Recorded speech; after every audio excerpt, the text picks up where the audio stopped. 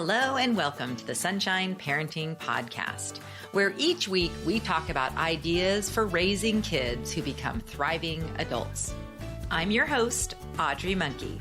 I'm a summer camp director, writer, and speaker, and I've had the privilege of working with thousands of children, teenagers, young adult counselors, and parents over the past 3 decades. My husband, Steve, and I are raising 5 kids who currently range in age from 15 to 25. So my interest in raising kind, optimistic, self-reliant kids who become thriving adults is personal as well as professional.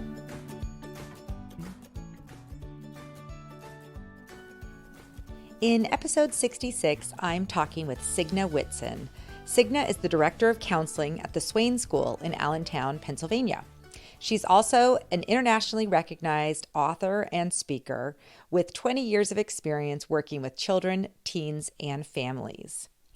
I first became familiar with Signe's work from an article she wrote for Psychology Today several years ago called, "Is it rude, is it mean, or is it bullying? Why we all must learn to distinguish between rude, mean, and bullying behaviors." I also picked up a copy of Signe's book, 8 Keys to End Bullying, activity book for kids and tweens, which contains worksheets, quizzes, games, and skills for putting the keys into action. I hope you enjoy this episode. You can find notes, links to everything we talk about at my website at sunshine-parenting.com. Search for episode 66. Well, I'm so excited today to have Signe Whitson on the podcast. Welcome, Signe. Thanks. Thanks so much for having me. So just to start, why don't you tell people a little bit about your background and what you do so that they know how you're involved in the whole world of education and as a parent resource? Sure. So I am a social worker by background. I have a master's in social work, and I spent the first 10 years of my career working as a therapist with teenagers and their families, of course. That always goes hand in hand.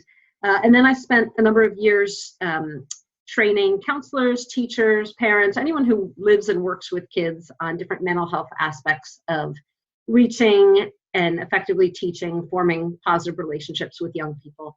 And now for the last 6 years, I've been a school counselor by day. I'm the director of counseling at a private school in Pennsylvania. We have three-year-olds through 13, 14-year-old 8th graders. And I still do the traveling and training, working with parents, working with teachers, counselors, families, on different subjects related to child and adolescent mental health, helping kids manage anger, bullying prevention, helping kids with anxiety issues. Well, the way I came across you was an article that you wrote, and I don't know if it's one of your more popular ones or not, but it was, believe the title is it bullying, is it rudeness, or is it meanness, or something like that? What's the actual title? That's it. Okay. Yep. Anyway, and someone forwarded it to me, one of my other directors at my camp. She forwarded it to me and said, "This is what we need to share, with our families." And so I ended up sharing it a lot with other parents just because it was really helpful to start clarifying the difference between these different things. Because what I was finding is because of all the education about bullying, people started using that word to describe any behavior they didn't like in a child. Yep, absolutely true. Absolutely true. So you asked if that was a recent article, and it's really not. I wrote it, I think, in 2012, and it came after a particular incident where I was in the grocery store, the most regular, ordinary of places, and a woman came up to me, and she recognized me, I recognized her, we didn't know each other well, and I've always wondered since then, if she was just trying to start a conversation with me, just a friendly thing with someone familiar in a store, or if she was as concerned as she seemed. But she started telling me, right in the middle of the produce aisle, of this incident that she was really upset about. She said her daughter had been bullied. This was a middle school child. She was telling me that she was going right into the principal's office the very next day. And as I started to show concern, and she obviously had some emotion to her. But as I was drilling down and asking, is this happening to your daughter all the time? Her first thing was, no, this is the first time this has ever happened to her. And I said, "Oh my goodness, was she really upset by it?" She said, "No, she was laughing. She actually thought it was funny. A boy threw leaves at her. She threw leaves back. I said, "Oh, is this a boy who's usually mean to her?" And she said, "No, they've been friends since they were little, but I'm never going to let him do this again, and I'm going to go into the principal's office, et cetera, et cetera." And it was at that moment in the grocery store that I thought, bullying has become sort of this thing in pop psychology. It's become something that we see on the news all the time. And it's really important to shine the light on actual bullying behavior when it is toxic, when it's relentless, when it's cruel. But if we overlabel every behavior among young people, we mistake things that are rude or joking or even mean, and we overlabel them as bullying, then we're going to stop paying attention to bullying just as fast as it sort of came into the spotlight. And that's a real disservice to kids that are feeling the real toxic stress of what's actually bullying. So I wrote that article 6 years ago, and as you said, it's had a lot of traction, and people have talked to me about it over and over and over because they're seeing it at home. They're seeing it at school. They're seeing it at camps. They're seeing it anywhere that young people get together, that there's this overuse of the term bullying that ends up diluting how important of a concept it is. Yeah. It's like the boy who cried wolf. If you're calling everything that, then it's not helping people identify when it's really going on and when something needs to happen. So why don't we just define, if you could just, I don't know if you have it in front of you or if you can just do it probably at this point off the top of your head, but why don't you just define each of those things so that parents and people who work with kids can just better understand how you distinguish them for kids and for parents when you're talking to them? Sure. So what I start off with talking about is rude behavior. And rude behavior is sort of the spontaneous, unplanned, but possibly unkind things that kids say to each other or adults say to each other on a regular basis. And for me as a school counselor, probably the most run-of-the-mill thing that happens is that a child will butt in line in front of another child. And I can't tell you how often someone comes to me and they say, "Mrs. Whitson, I'm being bullied." And I say, "Okay, tell me all about what happened." And they say, "So-and-so got in front of me in line." And I'll ask more questions. And really, it's nothing more than that child really had to go to the bathroom. So they butted in front in line. Or they were really hungry, as young people get. Or they just wanted to be first, because that's a big deal when you're 7, 8, and 9 years old. And sometimes, the idea will be, well, they butted in front of me in line and they stepped on their heel when they jumped in front of me. And because kids connect the physical pain of having your foot stepped on or your heel stepped on, then they become sure that it's bullying. So I like to work with kids to understand that, no, it's not okay to butt in line. Yes, I'm really sorry that your foot got hurt, but that kind of behavior, butting in line, is qualitatively different than something that is mean or something that is rude. So in other words, if someone does it once and it's spontaneous, it's not purposeful, we're going to call that a rude behavior. And as an adults, we can still correct it, but we need to label it for what it is. Mean behavior, I tell parents and adults, mean behavior turns a corner from rudeness in that it's no longer accidental. Kids are trying to hurt someone else. But usually when I see mean behavior, it's among kids that are typically friends and they've had an argument. Or kids that are playing sports and their feelings are hurt because someone scored a goal on them or someone didn't block a goal.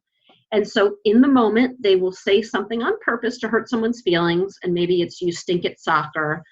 Maybe it's, "You can't sit here. You're not my friend anymore." But typically, this is not behavior that has a pattern to it. It's not repetitive. It's once, twice, maybe done in anger. And then the third thing that I talk about is bullying. And I really do believe that bullying is qualitatively different than rudeness and mean behavior. The easy way to remember it is that I say bullying has 3 P's. The first is that it happens on purpose, unlike rude behavior. The second is that there's a pattern to it. So unlike mean behavior, it happens over and over again. And the child has told the person who's been unkind that they don't like it. It's obvious, and yet the person keeps doing it. And then the third P is power. And power can be a lot of things. When I was young, I thought bullying was all about someone being older than me or bigger than me or more athletic than me. And it's some of those things, but what I really see these days with power is that it's an imbalance of social power. Mm-hmm. It's that one girl gets mad at another girl and she tells all of her friends, hey, don't talk to her, don't invite her to the party, don't save a seat for her. The same thing can happen with boys as well. So that imbalance of social power that happens again and again and again, and it's very purposeful. Those are the three hallmarks of bullying. And as adults, we need to recognize that it's qualitatively different than rude and mean behavior so that we know how to intervene properly. Yeah, that's a great, and that's what you say in your article. And we also shared in another article of yours. I mean, I just really appreciate that. And I think it's something that we need to keep repeating and also think about it as adults. I always, when I'm talking to parents about, this kind of thing, sometimes just when you're trying to find friends and you're working on your social life, there are people whose behavior is just not that nice. And in general, and that's another thing that I don't know if you think about this too, but if when one of my kids would come home and say that someone had said or done something mean to them, I would sometimes ask, well, are you the only one that they say that to? or is it other kids too? And they'd say, I remember one time my son goes, oh no, he does that to everyone. He says the same kind of mean comments or, whatever. And so then what I like to think about is flipping the conversation to be about, wow, I wonder what would be going on with him to make him keep saying mean things to other people. So kind of instead of making your kid feel like they're the victim of, the whim of this person who's being mean, instead empower that child to be like, view it with compassion. Like any kid who's going around butting in line on purpose or kicking a bunch of different kids or saying mean things probably has something going on with himself or herself. Yeah, the way you handle that is a brilliant strategy because it's empowering your child, but it's also instilling empathy in your child to think what must be going on for that other person. And I am a real strong believer that empathy and kindness are the antidotes to bullying. The way we're going to change the culture of bullying in schools, any group setting for kids, is by creating empathy. Way too much empathy, way too much regard and thought for other people than would ever permit a young person to get involved in a pattern of bullying someone else in the first place. Yeah, that I agree. I would love to hear us all focusing a lot more on what we do want kids to be doing. So what are things that we can do to be more kind to each other? What are initiatives we can do at school or at home that promote, giving each other compliments and celebrating each other's victories rather than dwelling so much on the negative things? Because I think when you were talking about rudeness, I was thinking about myself and how I sometimes accidentally say something rude. Like I'll see a friend and, even though I know it's a terrible thing to do, I'll be like, oh my gosh, you look tired. Are you okay? And that is the worst thing ever. Like I hate it when people do that to me. I'm like, okay, I'm tired. And that's the last thing is for someone to point it out is the worst. But yeah, right after it comes out of my mouth, I'm like, oh my gosh, I'm so sorry. That was rude. Like, at least you know what I mean? It's like, I feel like nobody's perfect and we all accidentally are rude sometimes. With that, maybe we're not paying attention to what we're doing and we step in front of someone, or even driving, we could be kind of distracted and cut someone off and be like, oh my gosh, I just did that. And this person probably thinks I'm a horrible driver. And, so I think our kids need to learn a little bit more that these things are going to happen and they're not going to get through school or a job or life without ever having to deal with rude or mean people. And that is such an important point because I think that if we put all of the responsibility on the child who accidentally said something mean or something rude or who chose to be mean on a particular occasion, we leave the recipient of that in a powerless position. Mm-hmm. We're not teaching them the skills to deal with it. We're just hoping and praying and wishing that other person changes their ways. To me, in my counseling, my teaching, it is so important to empower all kids with skills to, first of all, know what they're dealing with. Oh, was that person just being rude? Was that person just being mean? And if it's bullying even, this is how I stand up for myself. This is how I make choices on who I want to spend time with. This is how I cast a wide net to make really positive choices in friends. But I don't want any young person to feel helpless or powerless, or I'm just at the whim of whether that person decides to be nice to me or not. Absolutely. Yes, absolutely. It's so good. I think another piece of this, and I'm sure because you work at a school, you are kind of could relate to this. And I think I would love to hear your advice for parents when their child comes home from school or camp or a sports practice and says to their parent, so and so bullied me today. What do you advise parents is a good response to that? Yeah. So I think the very first rule for all of us parents is, I think I'm quoting someone else here, don't just do something, stand there. I think Rosalind Wiseman said that. She's the author of the Queen Bees and Wannabes Yes, book. love her. So I think we all were parents, we're mama bears and papa bears. We want to fix. We want to make sure our children never experience any distress. But first of all, back to my previous comment, we've got to raise humans that have some tolerance for uncomfort and distress. So it's not that we want our kids to be bullied or, have people say mean things to them all the time, but we can't rescue them from that. We've got to teach them how to handle it and how to deal with it. But more importantly, I think when kids come and they tell us they've been bullied, instead of rushing into fix, we just need to be silent and listen. So what I tell parents is number one rule, don't freak out. No matter what the kids are telling you, whether it's a real run-of-the-mill thing or whether you are actually horrified because they are telling you about something that you realize is a bullying situation, we should act as if it's totally manageable and we can get through this together. Because if kids see us freaking out, they're really going to freak out. They're really going to think, wow, if mom and dad can't handle this, how am I supposed to do it? So number one, don't freak out. Number two, I think we can say something to kids like, I am so sorry that happened to you. That is really hurtful when people say things like that. Because I think in that way we make it so it's not normal for kids to have their feelings hurt. And they understand, from us as parents that's not typical. We're sorry when that happens. The third thing is let's thank kids for telling us, because lots of times parents don't even know, or teachers don't know. Kids who genuinely bully, they don't do it in front of adults. So I always thank a child for having the courage to tell me, because now that they've told me, now I can actually help them figure out what to do. And just another side note, I always tell parents and teachers that by the time your child has told you that they're being bullied, especially if they're in upper elementary or middle school, they've already tried all the easy stuff. They've already ignored it. They've already walked away 1,000 times. By the time they tell you, they're under a lot of stress.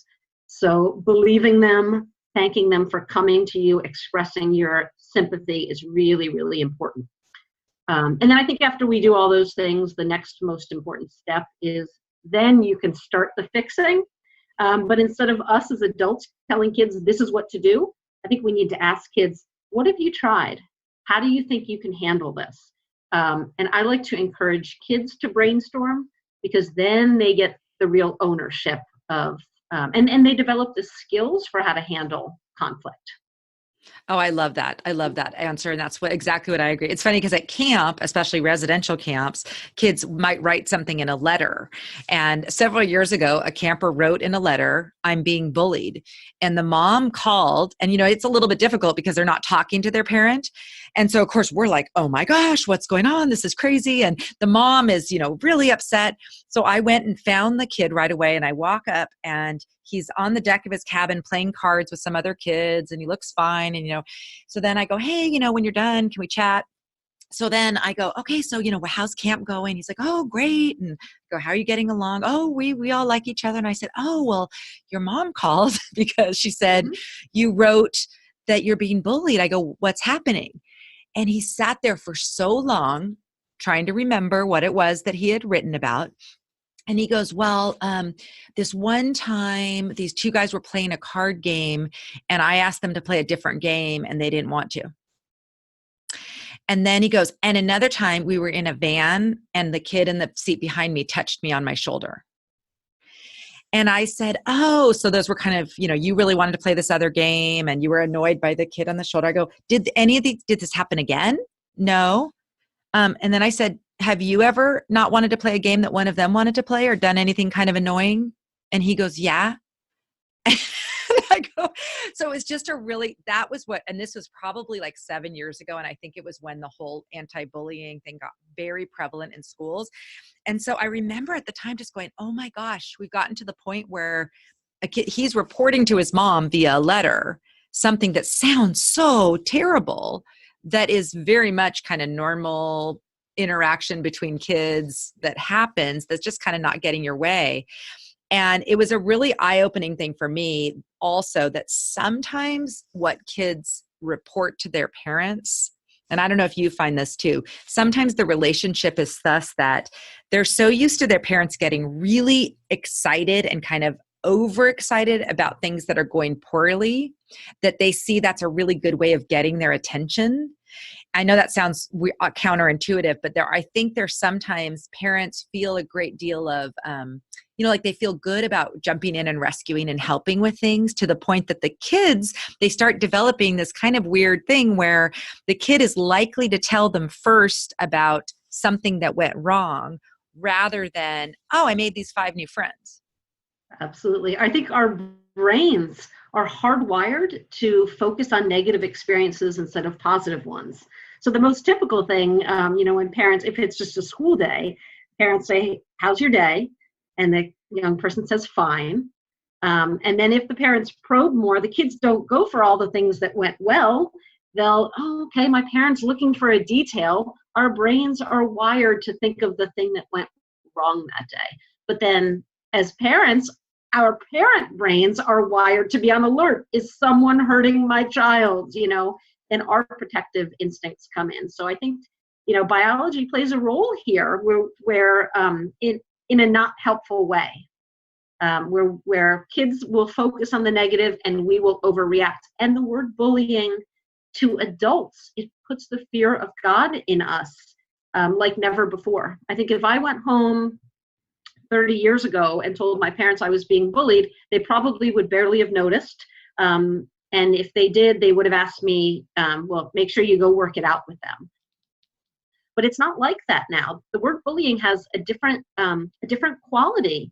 And as parents, we hear it and we are petrified. We are sure that bullying is going to lead to real harm, maybe even life or death.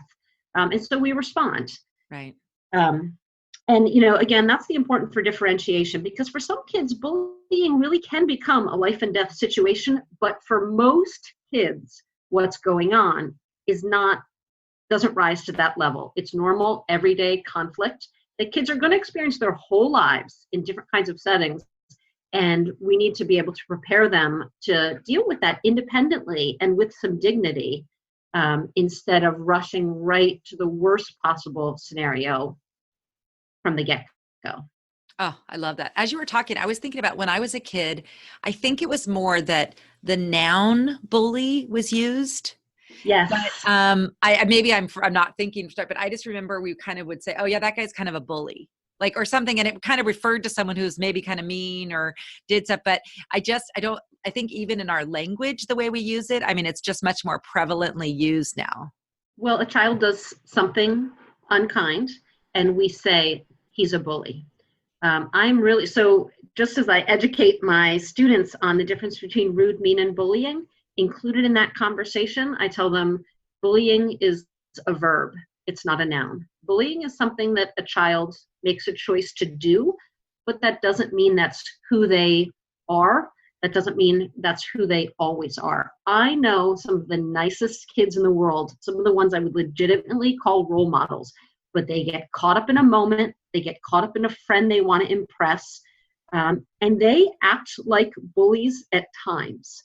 My job, I think, is to see them as works in progress, to understand that they are kids, and to teach them skills to stop making that same mistake over and over, as opposed to labeling them as a bully, putting them in that category, thinking that they're incorrigible, sort of socially alienating them. I think that's Oh, really, really important. yeah. Well, and I think as parents, obviously, we want that grace extended to our own kids.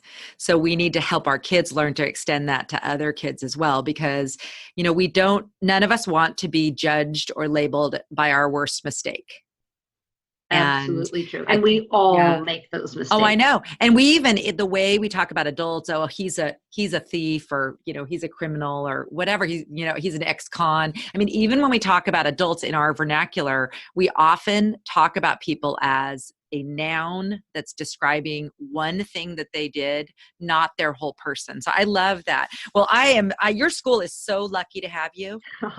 Thank you. That's so nice of Oh, you. I'm lucky to have them. It's an honor. Oh, and I bet it's really been great to get to watch these kids grow up too. Like having been there, you said for 6 years now, or you're now following. So some of these middle schoolers, you've known since they were younger. It's I have the greatest job in the world. It's the coolest Oh, thing to watch these kids grow up and to watch the relationships develop. And as long as we're on the subject, to watch kids that don't get along when they're in first grade, and by fifth and sixth grade, they are fast friends and they know how to handle it when something bad happens. They know how to move on, move past it. It's incredible. well, that is amazing. Well, since not all of the kids can go to your school where you are, where can parents find your books and all the great materials that you have just for educating parents and teachers and anyone who works with kids? Yeah, so I have a series of books. The first one I wrote was called 8 Keys to End Bullying, Strategies for Parents and Schools. And that was really a book for adults to learn about, building positive cultures, empowering kids with skills. But as I was going around the country talking about that, the feedback I got was, my kids need these skills. How do I get these skills directly to my kids? So I also have an 8 Keys to End Bullying activity book that's written specifically for elementary and middle school age kids, so that it has activities about the difference between rude, mean, and bullying. It has lots of coping skills, lots of friendship development skills, empathy, kindness, you name it. There's over 40 activities in that book. And then there's a companion guide also for counselors, teachers, parents, anyone who's working with kids that wants to give them some extra guidance in building these skills and using the activities. Well, I have your activity book just because I wanted to start using it at camp, or have our Oh, great. counselors start doing the activities, maybe verbally, because at camp kids don't want to be writing things down mostly. But but I Sure. think there's some really great applications for any kind of group, or like a sports team, or if a parent has a brownie troop or Boy Scouts or something like that. It could be really useful for anyone who has a group of kids that they're working with. Yeah, absolutely. Youth groups use them also. And it's written so that it can be used with small groups, but it's written also so that if you have one child who's sort of struggling, they can look through the workbook, sort of go through the activities. I wanted it to be as versatile as possible. It's useful and practical for kids. Yes. The adults get the theory in the original 8 Keys to End Bullying book, but for kids, I wanted it super practical so they can practice it at night and use it the next day. Okay, that's amazing. Now, also you do speaking, and do you mostly go to schools, or where can people look into finding out about having you come speak to their group?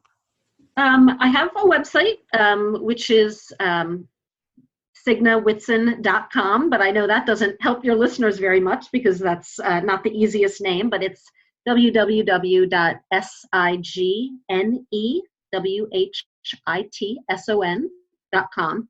And the website has all the different topics that I speak about. It has information about my books.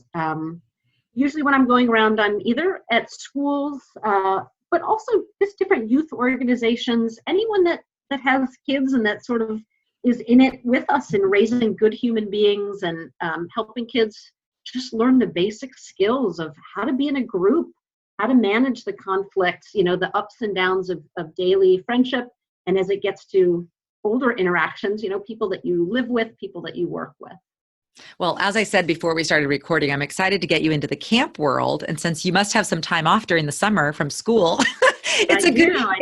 time. You can come around and talk to all the camps. And so you do talks with the kids and with adults. Is that correct? I do Yep, I do it with That's amazing. professionals. I do with kids, and then I love to speak with parents as well. Okay, awesome. Well, it has been terrific having you on today, and I've learned some new things, and I know listeners also will be excited to be connected with you and your work. So thank you so much for coming on the podcast. Oh, thanks so much for having me. It was great to talk to you. Thank you so much for listening to my interview with Signe Whitson. For notes, links, and more information, visit my website at sunshine-parenting.com. While you're there, I'd love to invite you to subscribe to my weekly email where I share my most recent podcast episodes, blog posts, and other articles and interesting resources that I've found to help all of us raise a generation of kids who become thriving adults. This week's iTunes review comes from Kettle. I love listening to this podcast. Sunshine is warm and genuine in her delivery of relatable stories. I credit her with a great deal of my personal development as a child care provider. She incorporates research, personal stories, and engaging guest input into each episode. Thank you so much for that review, Kettle. If you enjoy the Sunshine Parenting Podcast and would like to spread the word so that others hear about it, I would really appreciate you taking a few moments to give my podcast a rating and review on iTunes. Thank you so much. I'll end this episode with the words of Signe Whitson in her final note in her book, 8 Keys to End Bullying, activity book for kids and tweens. As with kindness, it is the little things you do each day that make a big difference in how people treat one another.